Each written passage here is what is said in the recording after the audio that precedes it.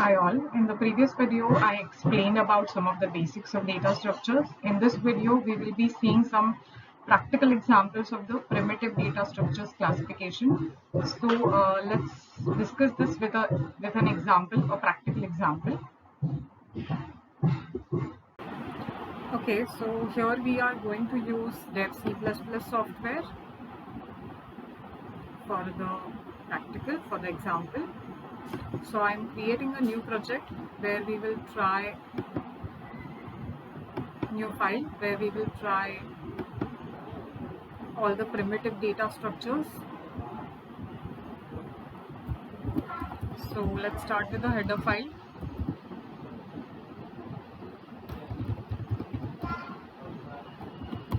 So I'm putting an IO stream as a header file since we are doing a C++ program where we will see the introduction to all the primitive data structures. Then we need to include the standard namespace.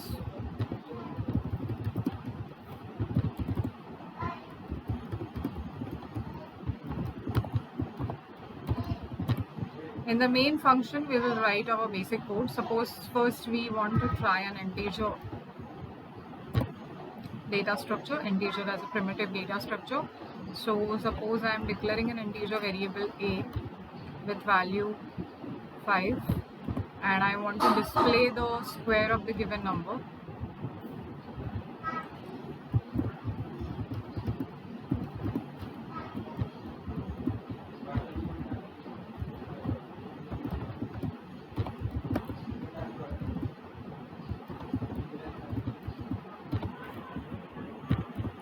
So here I am performing a multiplication operation on my data, which is stored as an integer, and then by that I am displaying the square of that number.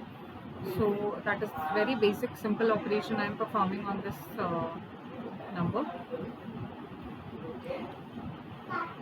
Next we want to try a character variable.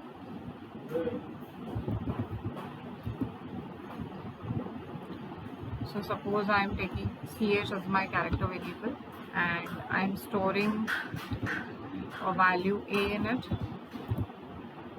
and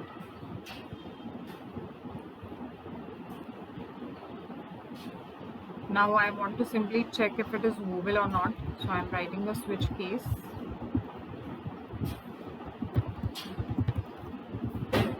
where I'll include all the cases.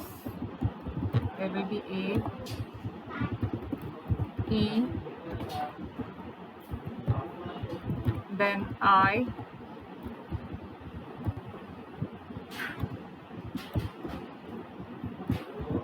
then O, and then U.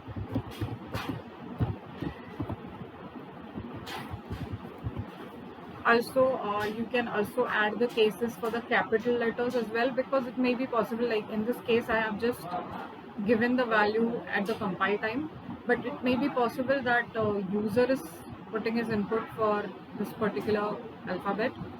So in such a case it can be a capital letter as well. So हम capital letter के लिए भी cases add कर सकते हैं. Right now I am just going with the basic flow, so I'll just write all the small letters, considering that my input value is in the lowercase, and I'll just put the C out as is a oval.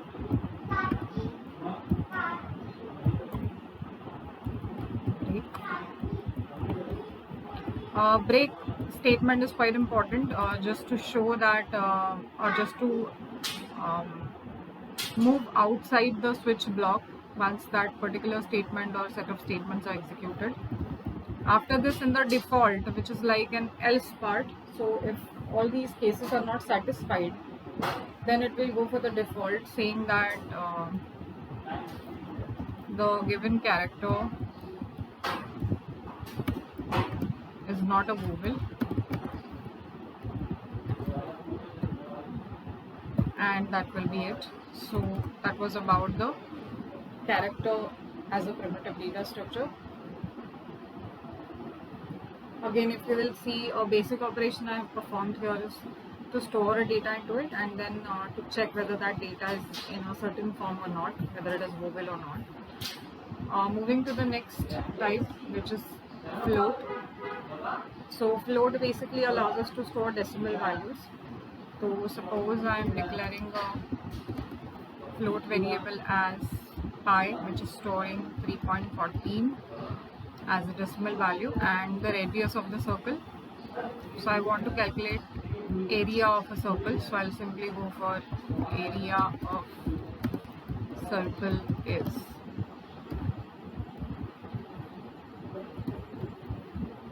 So here I have to simply do it as pi into r into r. So here I have performed a simple operation again of a multiplication on the given data, which is basically a float type of a data. And the last one that we want to see is pointer.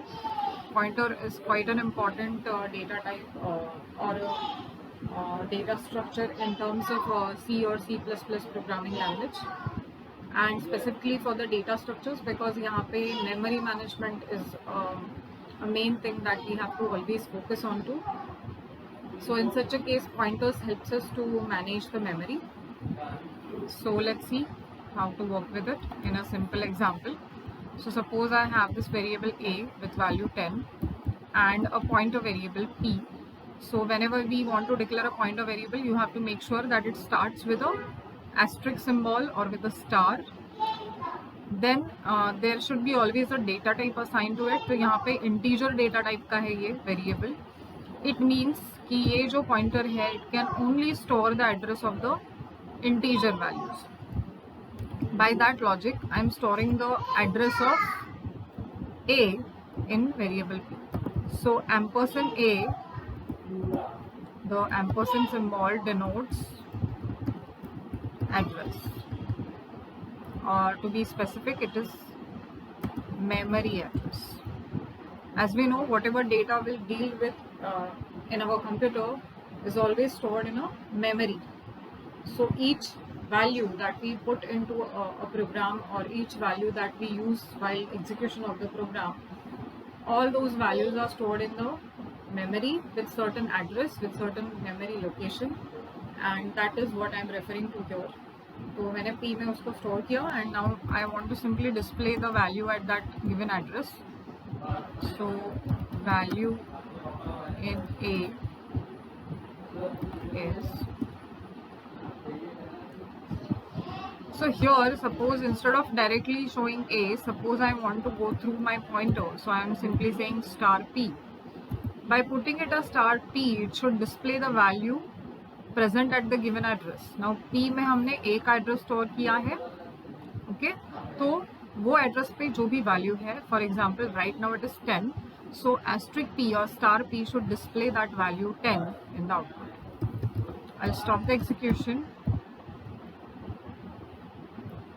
I'll just put the return 0 at the end of the main function, and let's just save this file. I'm naming this file as, suppose,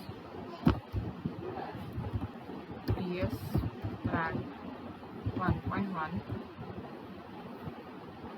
and now let's execute the code. I'll compile and then run it. So it will compile all the statements first, whether is there any error, and if it is, it will show it. So yes, the problem is मैंने a variable जो है वो already use किया है. So I'm using n here, suppose. So by that logic, I should put n here, and that should be it.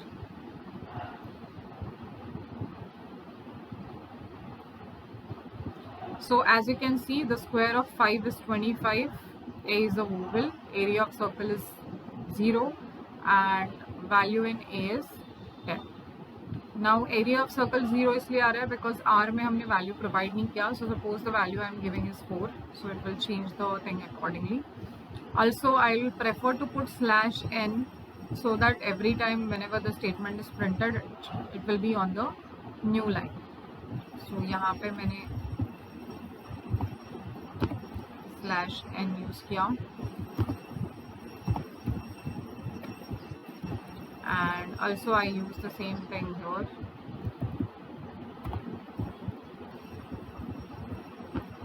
Same thing for area of circle, and same for this. Let's run our program again. Yes, we should put the insertion symbol.